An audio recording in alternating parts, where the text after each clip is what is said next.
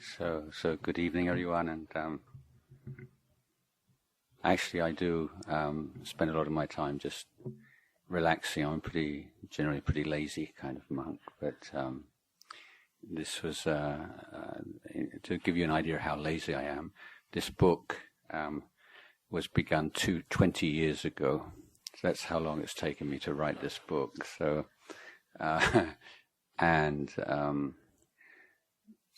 So I'm going to talk a little bit about the book, introduce just a little bit, and give a very short reading, and offer some reflections, and then like to open it up for more general questions, so that everyone can feel that I'm addressing things that they're interested in.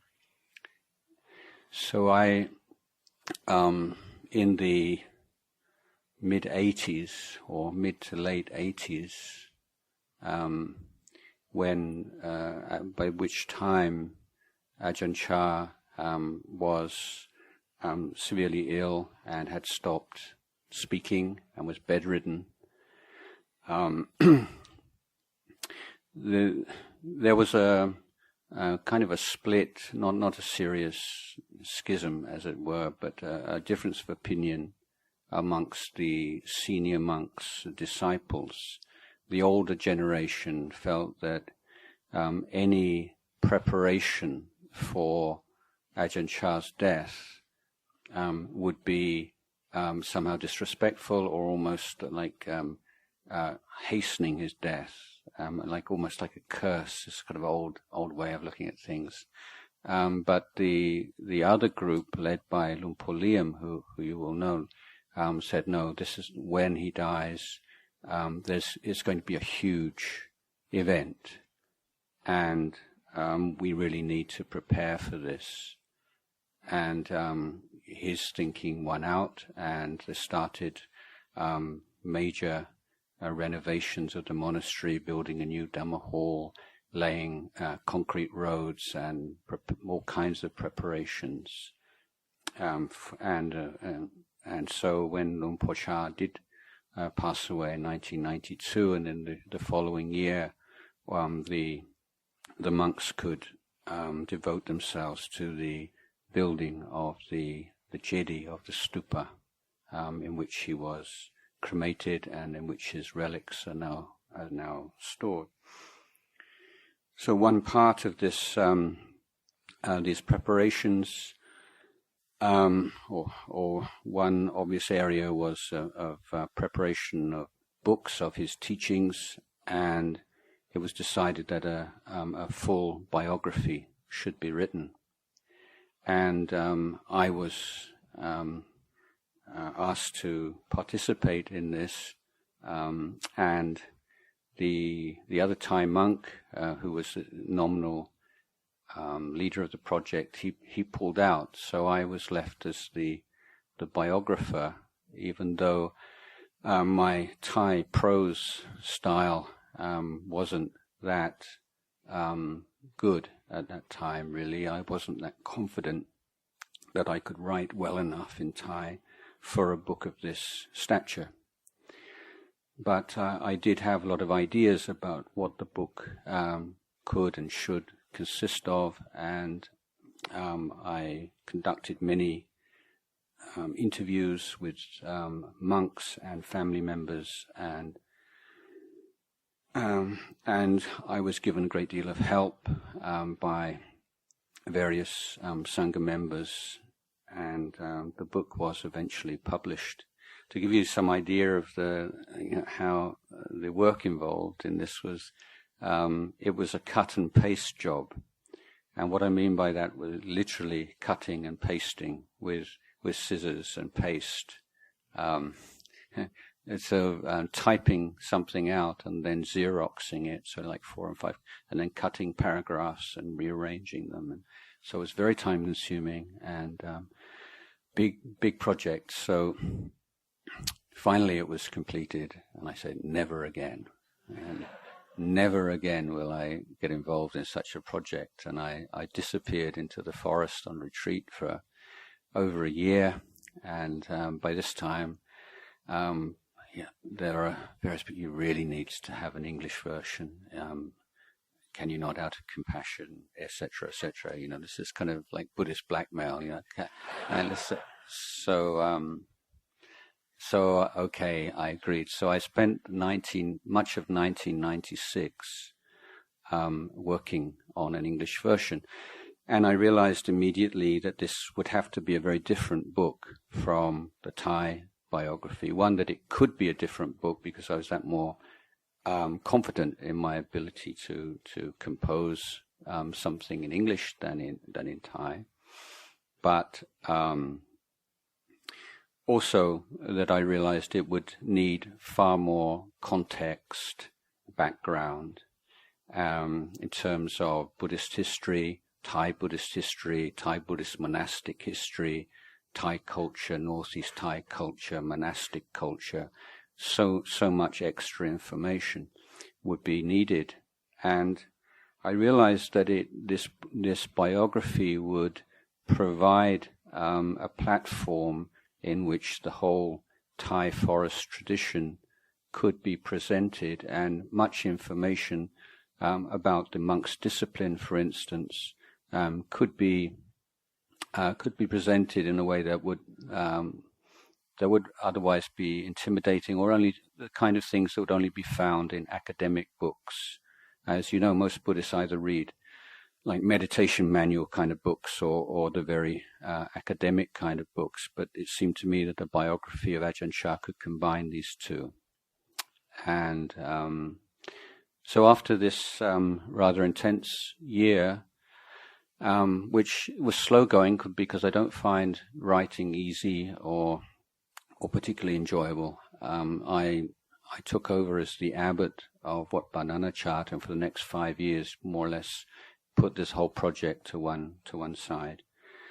Then I took early retirement and went to live in my hermitage, and which I had almost no projects, and led a very lazy life for about 5 years. And so 10 years had gone by, and then I started to look at the text again and just potter around in not a very focused kind of way. And it went on like this for a number of years. So the text became like an old friend, or almost like the sort of umbilical cord to Ajahn Chah, So, and I realized much later that there was one part of me that didn't really want to finish this book, because it was still, an expression of my relationship to Ajahn Chah. Until finally, maybe 2-3 years ago, I was reminded by a senior monk that 2018 would be the 100th anniversary of his birth, and we really needed to have this biography. And so I finally got down to work, and so the book is finished now, and it's in the publishers, being published in Kuala Lumpur, and there's also an ebook, and I think probably the most popular version is also an audio book, which will all be available next year. But although the ebook is ready now, I think it's better to wait until the hardback book is available. And so, for various reasons, I won't bore you with the date. Will be the 1st of March 2018, and probably the audio book for the hardback book and the ebook, and the audio book probably on Luang Por Chah's 100th birthday in June. Okay, that's a kind of a basic introduction. So, we'll do something very modern and radical for a Buddhist monk. I'm going to read from an iPad. I'm very self-conscious that this is going to go onto YouTube, and I'll destroy my ascetic reputation.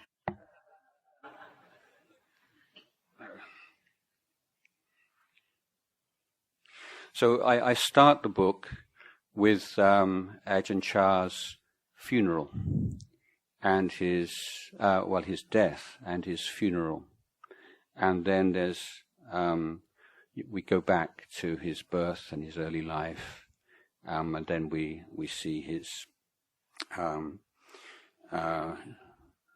in his late 30s, his movement to establish a monastery in Ubon near his home village, and then from there the book, for which is quite a lot of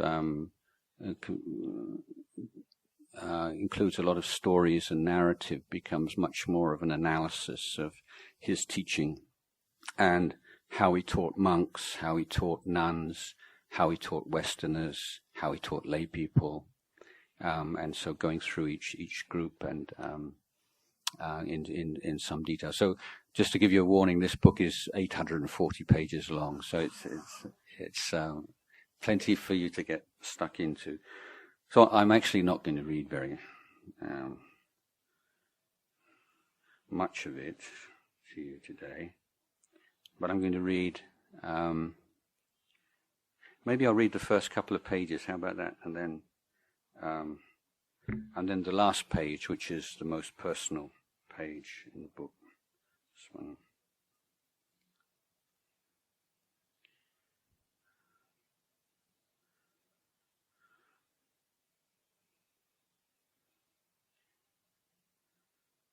Actually, that's fine. It's too much. I'll just go to the last page. Okay. As you can guess, I haven't really prepared this at all.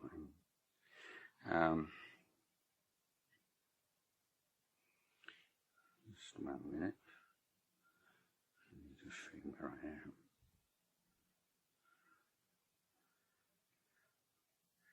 Okay, so in 1995, I wrote a poem called Lung Po. So many of you will be familiar with the name Ajahn, but none of his disciples would ever use this word. We would always refer to him as Lung Po, which means Venerable Father, and it's a very warm and an intimate term. And this poem is in the book. It's attributed to Prachon, and so that's me. And Ajahn Chah didn't speak English at all, which was one of the reasons why his disciples were so diligent in learning Thai language. And he had difficulty with certain sounds. So my name is Sean. My original name is Sean, and he couldn't pronounce this sh sound. And so he would make word, he'd find a word that he was familiar with that was similar. And so there is the Thai word chon, which means spoon. So this was my name, Venerable Spoon. And so I've signed this poem like Venerable Spoon, Prachon.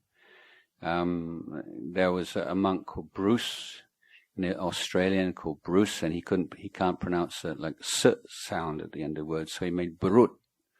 And Burut is actually, this is even more complex, is the Thai version of Purisa, or person.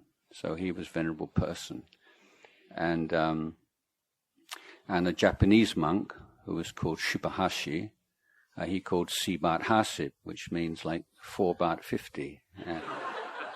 So we all had these kind of names, and so my name was Prachon. So this is a poem I wrote called Lung Po.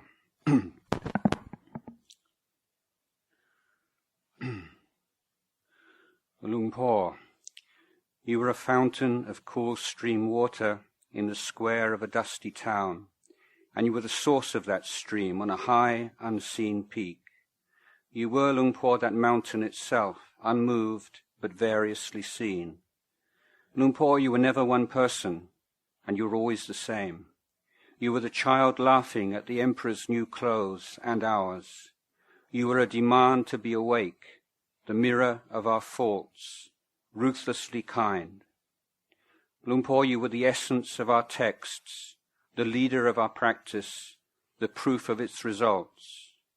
You were a blazing bonfire on a windy, bone-chilled night. How we miss you. Luang Por, you were the sturdy stone bridge we had dreamed of. You were at ease in the present, as if it were your own ancestral land. Luang Por, you were the bright full moon that we sometimes obscured with clouds. You were ironwood, you were banyan, and you were bodhi. Por me Kruba Ajahn. Luang Por, you were a freshly dripping lotus in a world of plastic flowers. Not once did you lead us astray. You were a lighthouse for our flimsy rafts on the heaving sea. Luang Por, you are beyond my words of praise and all description. Humbly, I place my head beneath your feet. So that's the poem. Okay. So I would like to maybe expand upon a few of the lines of that poem. So this the background to this first phrase or first sentence was as a layman, after spending a lot of time in India, hitchhiked back from India to England, and I decided before into Europe to stop off in Greece, and there was an island quite close to the main road where I thought I'd go on retreat, and I had just enough money to get across on the ferry to this island, and I was walking across the island, and ended up sleeping under a tree, and woke up and started walking over the ridge, this mountain, and down to the southern beaches where I was planning to stay. And it was very, very hot, and I was very, very dry, and I hadn't had a drink since the previous day. And I came to this small village, and there was a cistern and this stream water coming out of a tap in the middle of the town, the village square. And I remember just running towards this water and just putting my head under the tap and drinking from this cool, pure water from the mountains, and thinking that was the most delicious drink I'd ever had in my life. And so this stayed with me, and meeting Ajahn Chah, this sense of that cool, refreshing drink after being parched and thirsty for a long time. So you were a fountain of cool stream water in the square of a dusty town. But not only that, and you were the source of that stream on a high unseen peak. So when you meet a teacher like Ajahn Chah, it's there is this immediate response and a sense of joy, and at the same time this sense of this is someone who is so mysterious in a way, so unfathomable, is more than you can grasp. So it's not just a drink, but there's a sense of it's coming from somewhere that's high and mysterious and as yet inaccessible to you. And then you were, Luang Por, that mountain itself, unmoved but variously seen. And so everyone had their own Ajahn Chah. And it was somewhat humorous that the Ajahn Chah would be a lot more relaxed speaking with the Westerners, a lot more informal, and he would tell jokes and be a lot, and and the Westerners would think, yeah, like Luang Por really likes to be with the Westerners because he doesn't have to conform to this whole idea of being the big Ajahn, and he can just really relax and he really likes that. And so the Western conceit was, we saw a side of Ajahn Chah that was that the Thai monks never really saw, and we felt kind of proud about that. Whereas the Thai monks, they felt their Ajahn Chah was like the real Ajahn Chah, and like the Westerners, they're so craving this like individual attention, and you have to really sort of butter them up a bit, make them laugh a bit, and just sort of make a fuss of them. Otherwise, they can't handle this life. And so this is like Luang Por's great compassion that he speaks with them like this because this is a way into the life for them, and they need that kind of emotional warmth and support in a way that the Thai monks don't expect or need.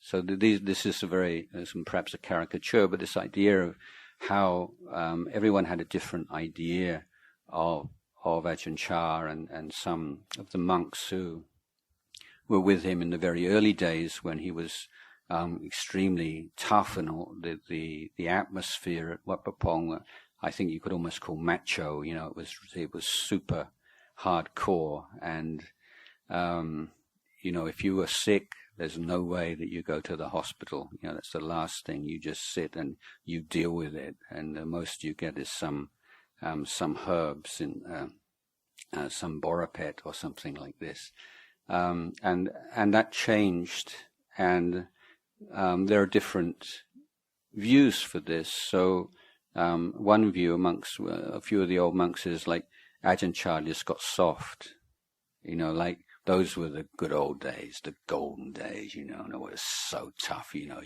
young blokes, you don't know what it's like when we had it really tough. That kind of, whereas, my view, right or wrong, is that Ajahn Chah was someone who was constantly learning from his experiences. He didn't have like a fixed way of doing things, that this is the Ajahn Chah style. And he found that super tough, macho kind of approach is rather elitist, in the sense that there are very few people who can hack it for very long. He could, for sure, but he didn't, as a sustainable training for his disciples. I think he found he needed to loosen it up just a little bit. I mean, it's still pretty austere by most standards, but compared with the very earliest years, it was somewhat easier. So this view of Ajahn Chah as someone who had this incredibly pure and strong practice, but sort of went a bit soft as he got older, or someone who was constantly flexible and learning from what worked and not attaching to any sort of fixed idea of how it should be. These are again different ideas about Ajahn Chah, and there's so many of these, and some, he was so fierce, and some people, and for many of the, like Luang Por Sumedho, for someone, I never saw that side of him, he would say, and some people respond to that and expect it and see it. So I like fierce teachers myself, because I'm not fierce. I'm the opposite of fierce, but I really do like, and so I remember and cherish the times when he was fierce with me. I'm the personality that really responds to that. So we all have this different views. So in the poem I say, I actually have to put my glasses on.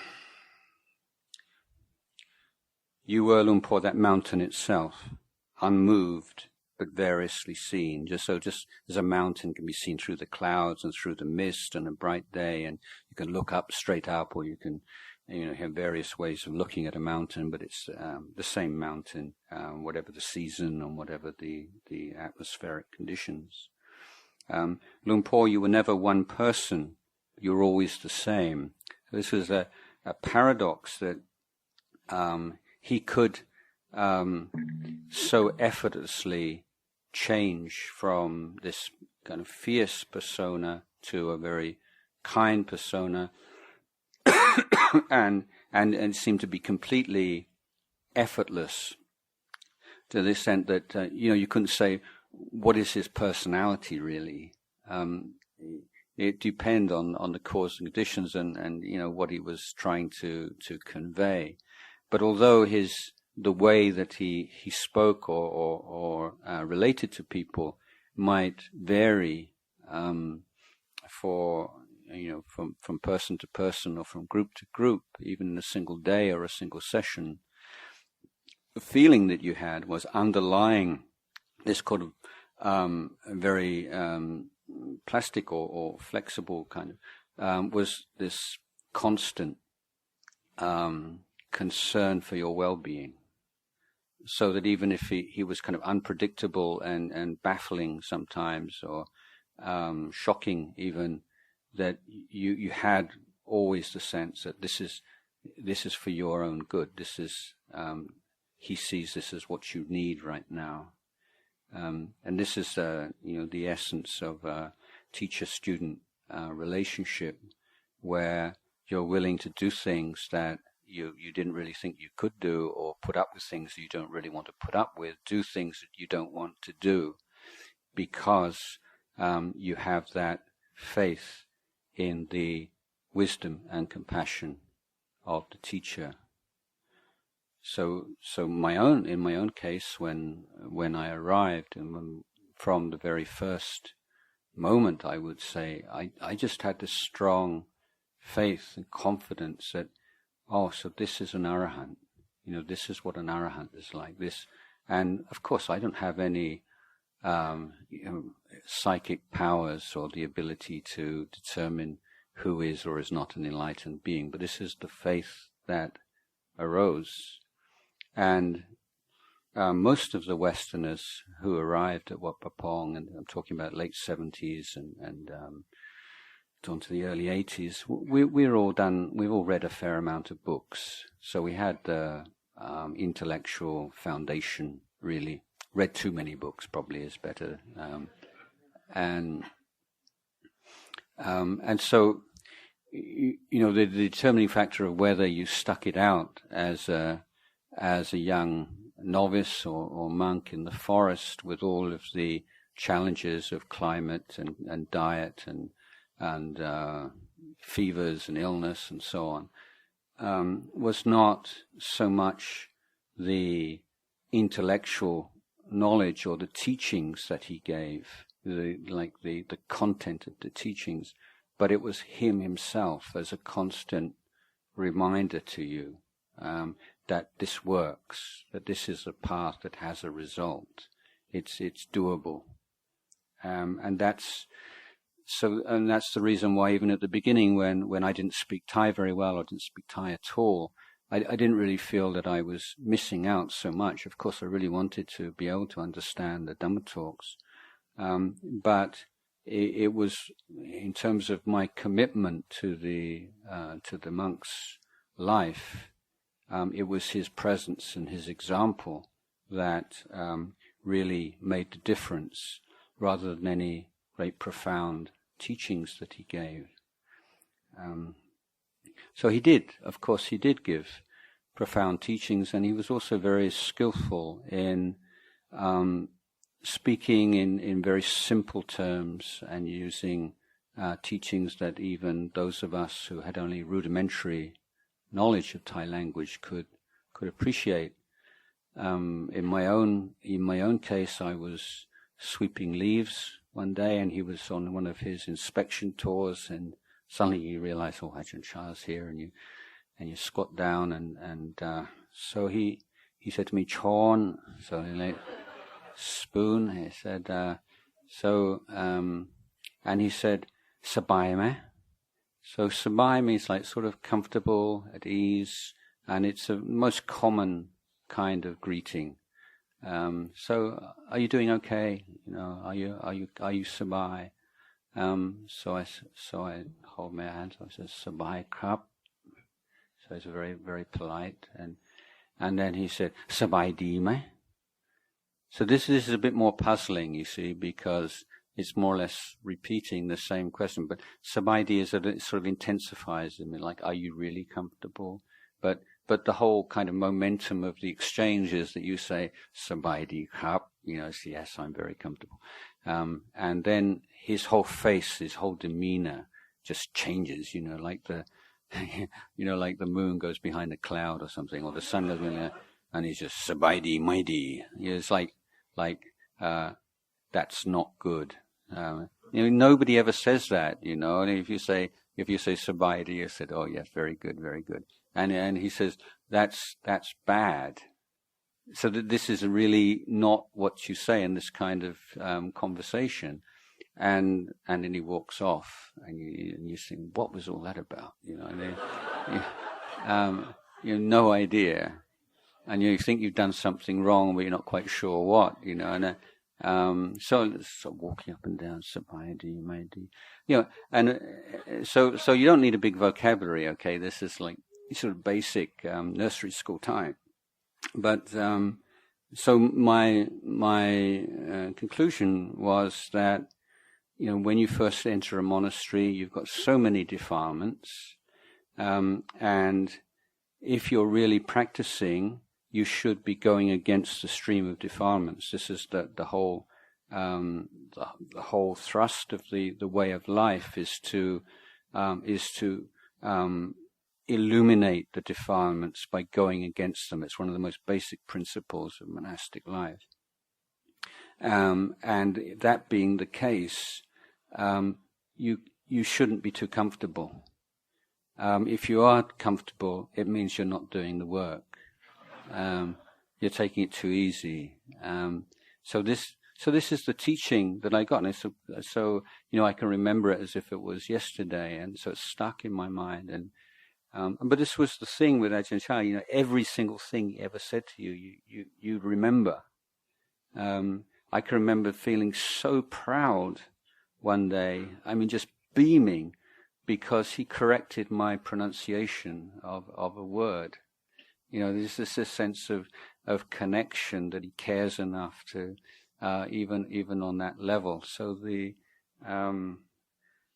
and this is not peculiar to me. I think almost everyone has the same experience. And there was one occasion when Ajahn Sumedho came to visit, and Luang Por gave a wonderful talk. And by this time, I've been there about a year, so I could understand reasonably well. And the gist of the talk was that the world is just the way it is. It's not good or it's not bad. It's just like this. But we make problems because of our expectations and our desires and our fears, and because we want it to be a certain way. But we realize it's this way because the causes and conditions are like this. It's basically perfect. In other words, it's just not in the sense it's the best of all possible, but it's the only thing that could, given all the causes and conditions that are prevailing at this moment, this is the only and natural result of them. So this is, as I remember, the gist of the talk. So at the end, we go up, and a few of us would go up, and it's time for him to rest. And so this was a very cold December night. And so, if you're really lucky, you got the chance to put his socks on. So I put his socks on inside out. And he said, "Chon, you put my socks on inside out." And I said, "It's perfect, just like that." And he smiled at me. He said, "You listened to the talk tonight." He said, so this is the kind of thing that a young Westerner would say that a Thai would just would die rather than be so forward and impudent. But Luang Por saw the funny side of it. Anyway, carrying on. So you were the child laughing at the emperor's new clothes and ours. So I think you're probably all familiar with this Hans Christian Andersen fairy tale with the king who, wants the very, very refined cloth and more rich, and eventually he gets cheated by this guy who tells him this is the most refined cloth, and actually it's nothing at all. And the emperor goes out completely naked, and he's so proud of himself that he's wearing this very, very fine cloth, and nobody dares say anything. Except for one small boy who looks up and he says, "The emperor's naked." So you probably know this story from your childhood, but I've always found it, a wonderful image of the mind, which is not willing just to believe things because everyone else believes them, or just to do things simply because everyone else believes them. And is willing to stand up and say, no, it doesn't. I don't think that's true.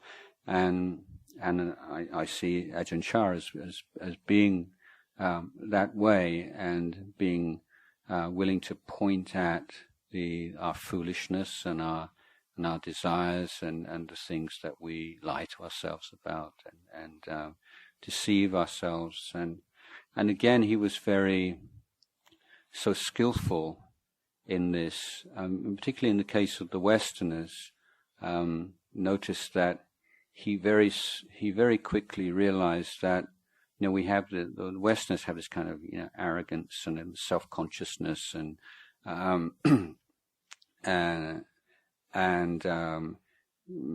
very often very difficult to receive admonition, often through past experiences, or carrying memories of past experiences of being told off, or told that you're bad or hopeless or something like this.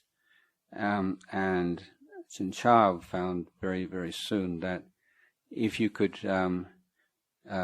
make the Westerner see the humorous side of it, and just laugh at themselves a little bit, chuckle at your own foolishness, that would open them up to the teaching and this recognition that they're the emperor with no clothes on. So that ability to really pitch the teaching in a way that was appropriate to the student, and particularly appropriate to the defenses. And there's one part of us that desires liberation and craves for truth, but it's often coexists with an equally strong desire or to turn away from and distract oneself from the truth of things. And in meditation, we come across this very recalcitrant, very, very deeply embedded defilements, and you think sometimes you can become discouraged, trying all these skillful means, and still, just don't seem to be getting anywhere with this. And I think that often the cause is that we're overlooking the fact that there's one part of us that really cherishes that defilement. We want that defilement to be there. So there's one part of your mind that wants to be free of it, and there's the other part of your mind that doesn't want to be free of it at all. I'll give an example is anger. Very simple. So anger is a really bad thing, and it's a defilement, and so on. So be very pious about anger. But anger, there's a charm to anger. There's something about anger that's really desirable, and particularly if you're in a position of powerlessness. So this is particularly attractive.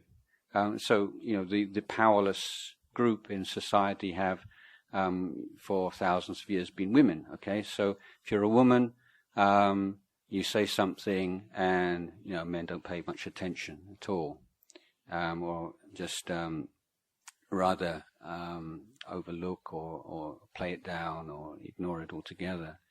So if you're a woman and you want to be heard, what's the best way to be heard?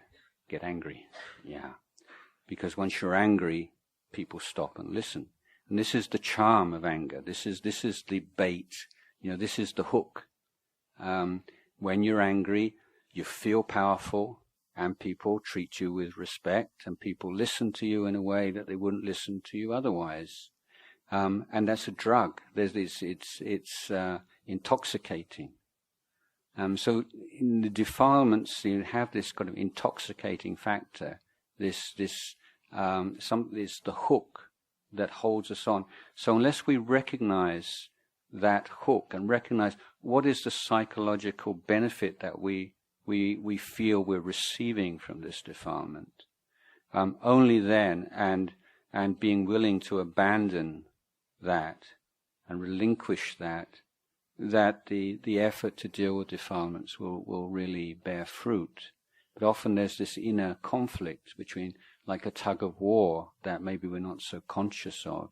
But you can be sure that if there's any defilement in your mind that you've been working with for years and you just don't seem to be making much progress, it's basically because an important part of you really wants that to be there. You're not yet ready to let go of it. You fear it. And I think the unenlightened mind is always of the view something is better than nothing. Okay, so something, whatever it is better than nothing. So this is why you have you have doctors who smoke, or you have people in other areas of life very intelligent, but they caught up in very foolish activities, and it's not that they're blind to the drawbacks and the suffering inherent in that habit, but they say, it's an imperfect and flawed kind of happiness for sure, but it's better than nothing. Yeah, that's the wrong thinking that we have to make conscious. And Ajahn Chah had this beautiful simile, or humorous simile for this. He says it's like someone carrying this big rock on their back, and then, oh dear, it's so heavy, it's so, such a miserable existence, carrying this big rock around on my back all the time, and what can I do? And so the teacher says, well, put it down. I said, well, I couldn't do that. So why not? Well, I wouldn't have anything to carry around anymore. Yeah, so when it's put in those terms, it is humorous. But look at the psychology of that, the sense that we have of these things that are like a burden on our back. And we recognize that this is really causing us a lot of pain. But yet we can't do that very simple thing of just putting it down because we're afraid of the alternative. We're afraid that there'll be nothing in return. And we'd rather the devil we know than the devil we don't. So these are the kinds of things that we need to be really looking at in practice. These kinds of attachments and fears, the fear of letting go. This is a really big one, isn't it? Fear of pain, fear of suffering, fear of letting go, fear of having nothing.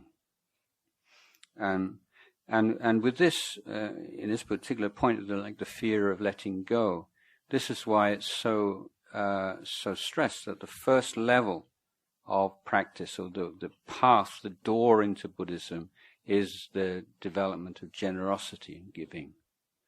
Because when you give with a pure heart, meaning that you don't desire any kind of reward, whether it's a material reward or some kind of emotional reward, then you are experiencing a small death every time you give.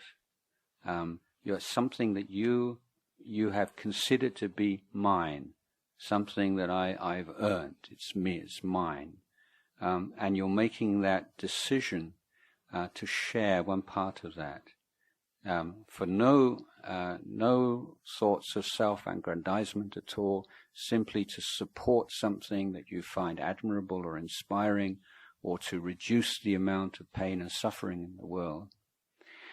And when you give, and this is not, and this effect is not determined by how much you give, but when you give, you experience joy, and it's a long-lasting joy. It's what we call a noble treasure. It means that if you've given in that way, 5 years, 10 years, 20 years, 30 years later, when you bring that act of goodness and kindness and generosity to mind, you will feel refreshed. You will feel happy. You'll feel uplifted.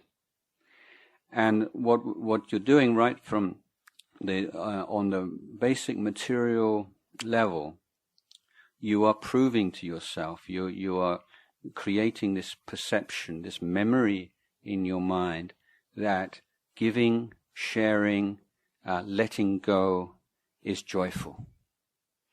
And so on the path of letting go, you begin on the material level of letting go of your selfishness and your attachment. This is mine.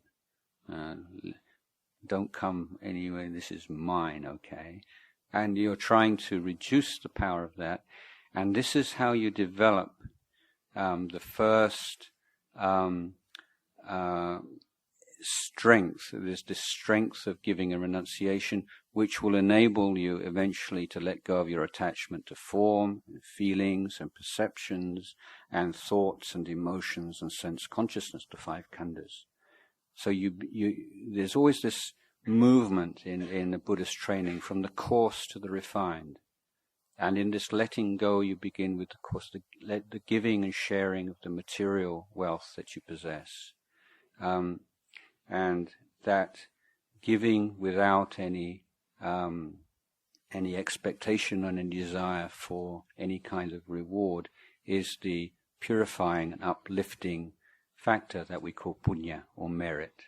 So merit is that action of body, speech and mind that purifies or uplifts the mind.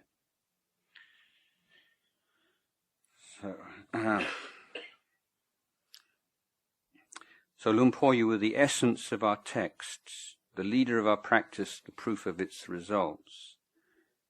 So, speaking of texts, it's when you read the teachings of the Thai forest masters, sometimes it can bring up some doubts because it's not always exactly in line with what we find in the Tipitaka. And this can cause some disturbance.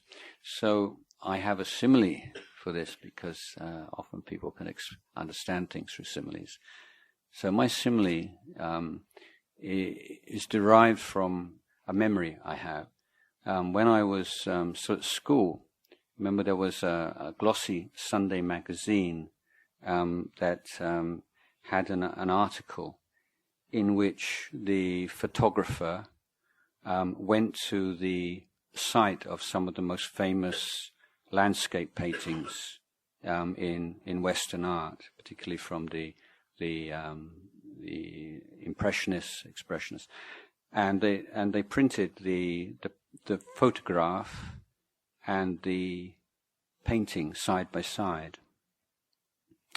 And what was fascinating to me was that in certain cases the painter had exaggerated a hill. It's a little bit larger in the painting than it is or the colours, or shifted something slightly from one side of the painting to the other. So this is obviously not because of if it was me, it was because I just sort of wasn't a very good artist and made a mistake or something. But these are obviously brilliant artists, and it's a reasonable choice.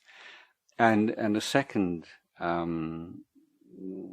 thought I had was that somehow it seemed that the painting could basically bring out the whole sense of the spirit of the place, in some cases more successfully than the photograph.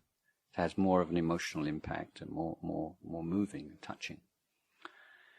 So my simile here is that the teachings in the Tipitaka, in the suttas, are like a photograph of the truth. And the teachings of various Ajahns and teachers are like paintings of the truth, like paintings of great masters. And so it doesn't really matter that this is not exactly related to that, because from the vision of the truth, the painter is creating something which is meant to impress you with the essence of that landscape, or of that landscape of truth. So this is a way that I've come to understand some of the apparent minor discrepancies, and Lumpur Cha once said, you won't find all of my teachings within the Tipitaka, within the suttas, but you won't find anything in them that contradicts with the suttas. So he has his own way of talking.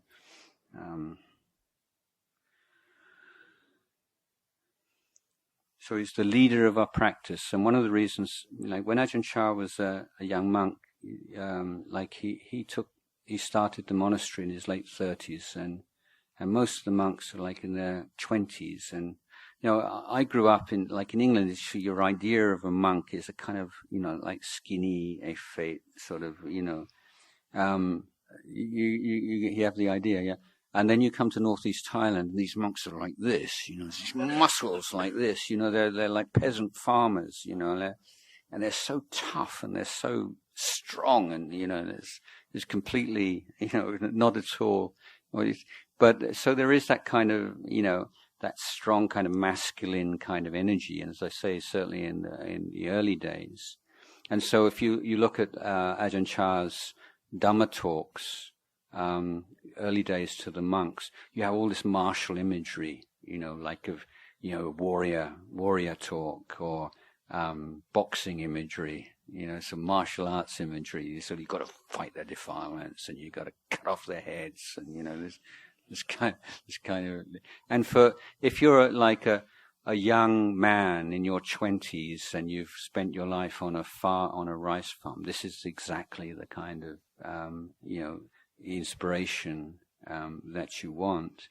But most importantly, Lumpur Cha never encouraged his students to do something that he didn't do himself. So we'd have every the 8th day of the moon and the 15th day of the moon, half moon and full moon and dark moon. And then everyone was expected to spend the whole night in meditation. No one's allowed to go to rest for the whole night. And Ajahn Chah would be sitting there the whole night in the sala. It wasn't they said, you should do this is good for you, but I'm just going back for rest. I don't need to do this anymore. He was always the leader of the practice, and this is what earned him this incredible loyalty from his students, that he always, not only did he pitch in and do all the difficult things that he was expecting of his students, but he did even more than the monks. So he, and then he would give talks sometimes to 10 o'clock, 11 o'clock, 12 o'clock at night, and still everyone was expected to be there in the sala at 3 o'clock in the morning and for the morning chanting. And if the bell ringer never came on time, he would be the one who rang the bell, because he'd always be there before everybody else. So that's incredibly strengthening and inspiring if you're in that kind of situation. He was the proof of its results, and he said, "You were a blazing bonfire on a windy, bone-chilled night." Yeah, so that's clear, I think. So these are expressions of devotion. You were the sturdy stone bridge we had dreamed of. And this next phrase, "You were as at ease in the present as if it were your own ancestral land. So the image there is, you've got like the lord of the manor, or someone who's, a king, just sort of striding around in his own land, completely at ease and completely his own man, as it were. And I had this felt this is like Ajahn Chah, Luang Por Chah's relationship to the present moment.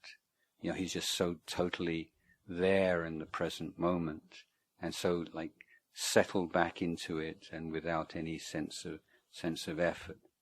I think if you read literature of like elite sports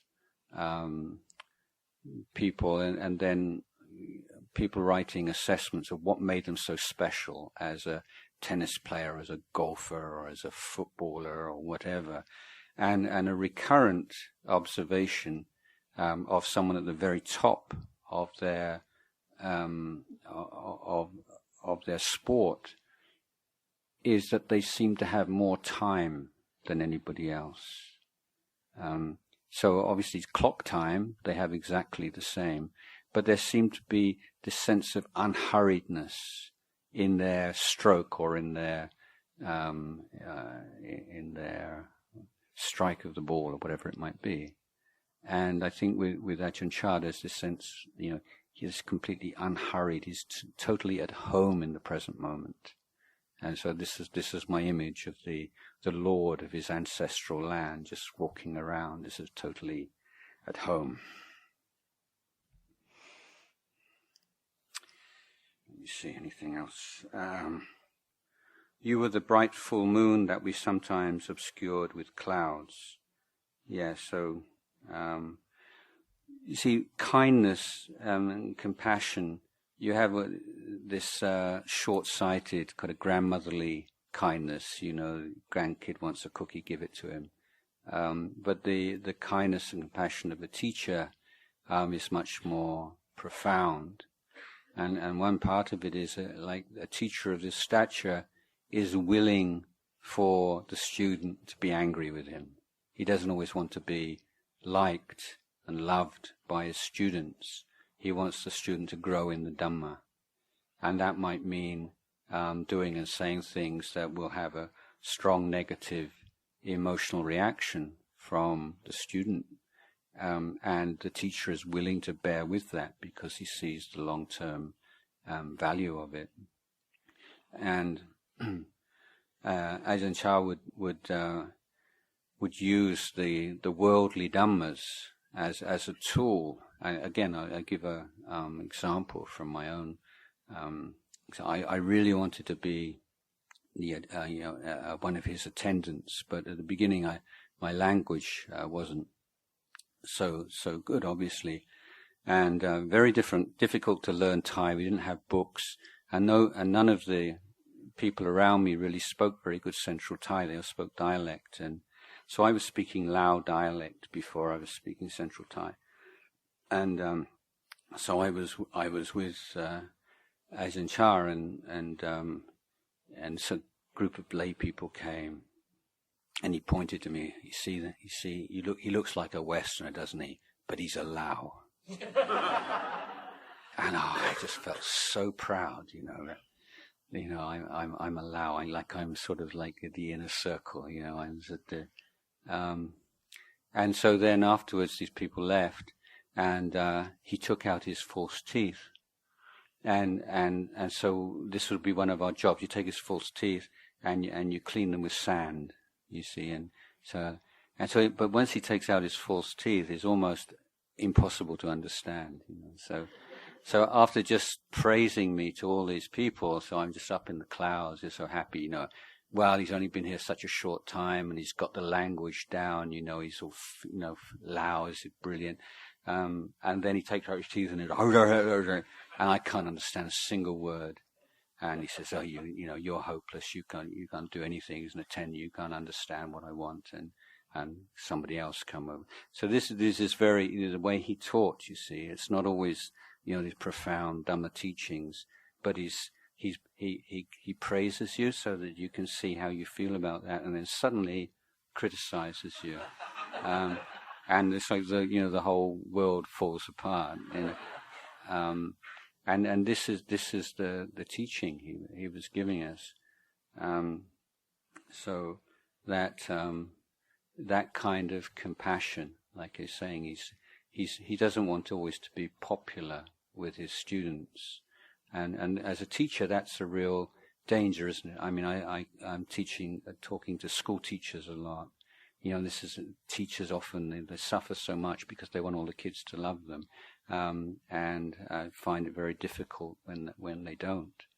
But that's not that's not the role of a teacher to make yourself popular with your students. A teacher is someone who's trying to gauge the best way to communicate with them so that they can learn.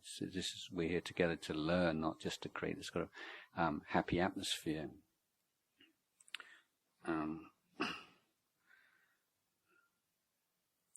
So you were ironwood, you were banyan, and you were bodhi. So these are different types of trees. Obviously, you know what the ironwood is, very hard and resilient kind of wood, and banyan, as you know, and bodhi tree.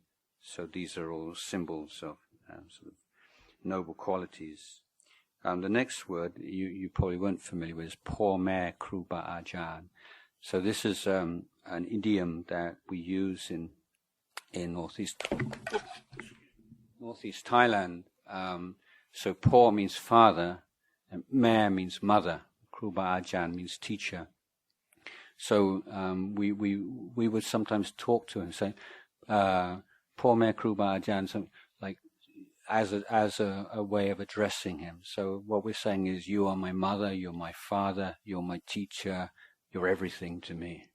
And this is sort of the most heartfelt way of expressing our feeling towards our teacher in northeast Thailand.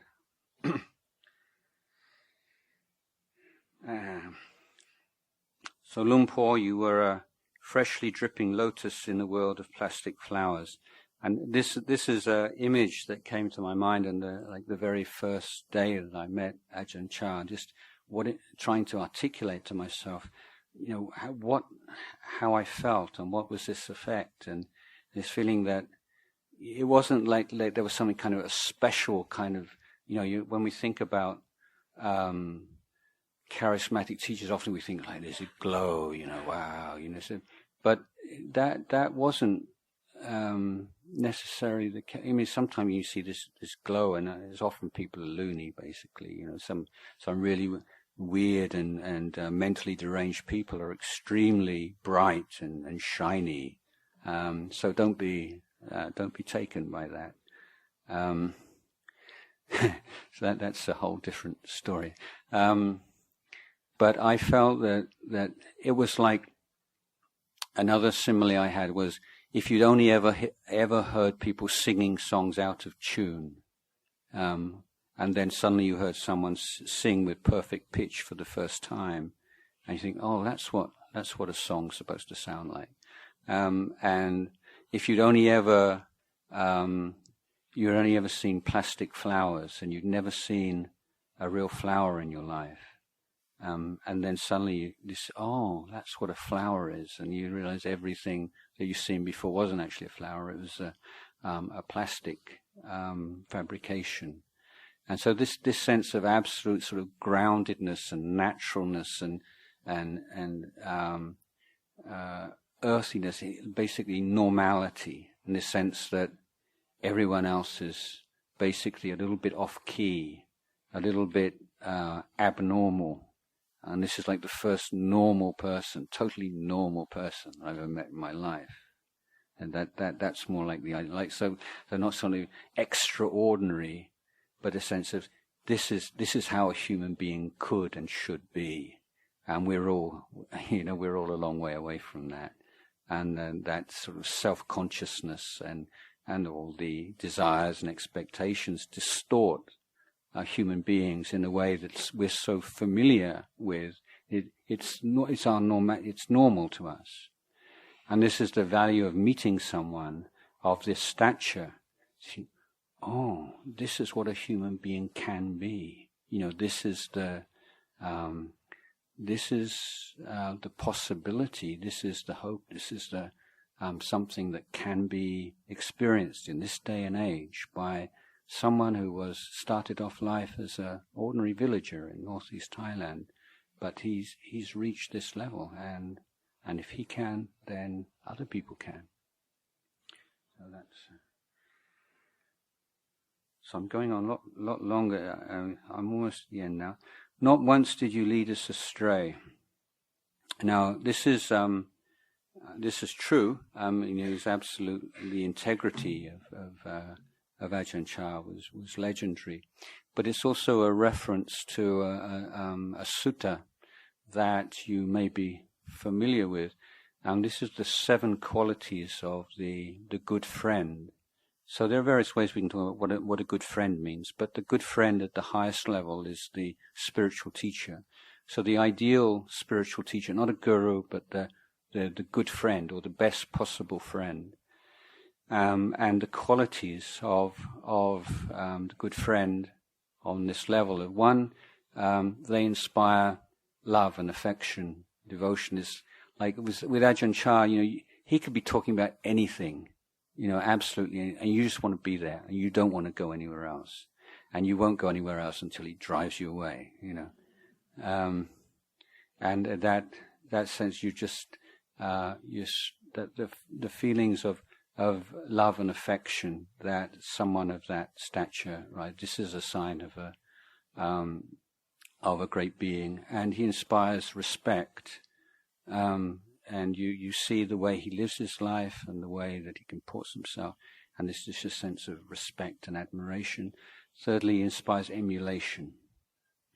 So the good friend at this level, he inspires love, affection, devotion, respect, and emulation. And in himself is someone who has great patience. He's patient with his students and the weaknesses and vices and defilements of his students, and the needs of his students, and the responsibilities that he she takes upon themselves.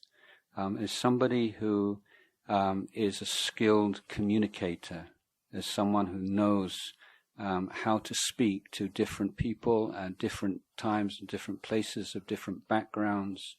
And so Ajahn Chah said, I can't speak English or German or Japanese or something, but I know the language of civil servants. I know the language of shopkeepers. I know the language of rice farmers. I know the language of military people. I know all these languages. And his ability to adapt his vocabulary, the similes, the metaphors, the tone of voice, to exactly correspond with the needs of his audience was a marvelous thing to see. And he was someone who could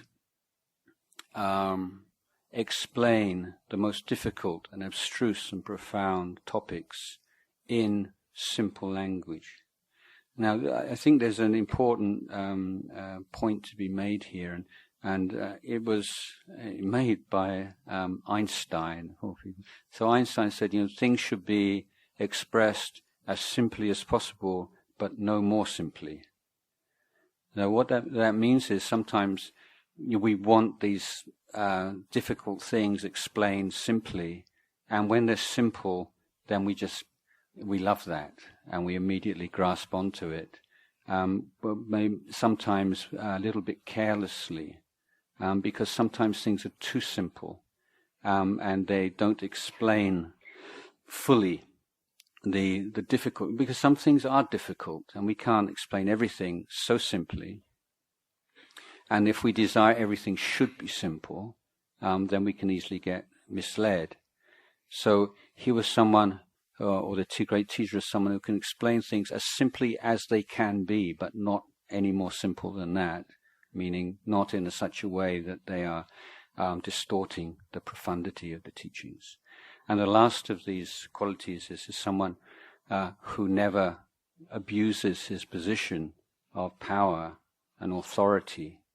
And of course, the last weeks, and in the world, and there's a whole stories of how powerful people, powerful men, abusing their authority in their relations with more vulnerable women, and this is in every society and every organization, this constant theme of people with authority abusing authority. And the great teacher is someone who has a great deal of authority. It's not just the authority of a boss, but someone who you looked up to in every way. And there are feelings of love and affection and gratitude and so on that arise so easily. And this is the great teacher will never take advantage of that, never abuse a student or take advantage in any kind of way. This is a sign of the great friend, of the Kalyana Mitta, and I think that Ajahn Chah was a wonderful example of that. And so to end the poem, you were a lighthouse for our flimsy rafts on the heaving seas, or a guide and a light, and giving us direction in this difficult practice of overcoming defilements. And Lumpur, you are beyond my words of praise and all description. Humbly I place my head beneath your feet. So that's the end of the poem. And,